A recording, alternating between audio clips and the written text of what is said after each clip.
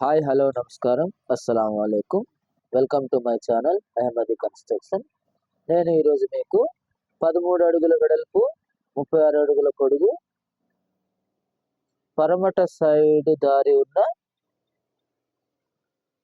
స్థలంలో building plan గురించి మీకు ఎక్స్ప్లెయిన్ చేస్తాను. ఇది ఒక ఫ్రెండ్ కామెంట్ చేశారండి. 13 అడుగుల వెడల్పు 36 అడుగుల పొడుగు పడమర సైడు రోడ్డు ప్లాన్ కావాలని. మీకు కూడా ఇలాగే ప్లాన్స్ కావాలంటే రోడ్ సైజు పొడుగు ఎంత ఉంది, లోపలికి వెడల్పు ఎంత ఉంది, సైజు మెన్షన్ చేసి ఏ సైడ్ రోడ్ ఉందో, ఫేసింగ్ ఎక్కడ ఉందో చెప్పి కామెంట్ చేస్తే మీకు కూడా నేను ప్లాన్ చేస్తానండి.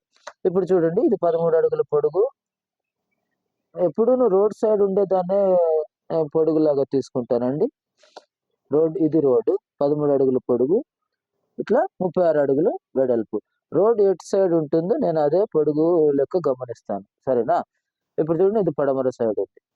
ఇప్పుడు దీంట్లో ఒక bedroom, hall, attach bathroom, kitchen, staircase, ఇది వచ్చేసి వాటర్ ట్యాంక్ అండి, సంపు, అండర్ గ్రౌండ్ వాటర్ ట్యాంక్.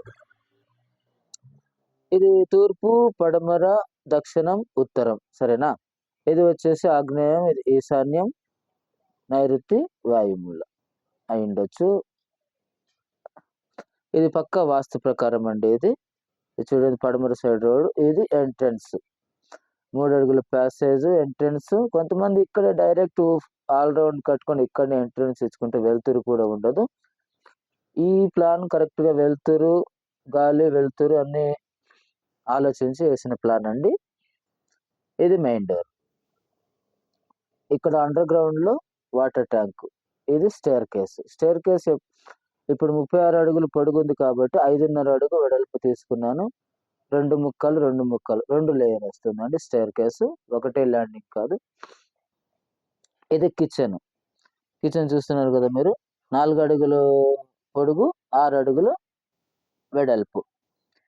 ఇది ఓటీఎస్ అండి.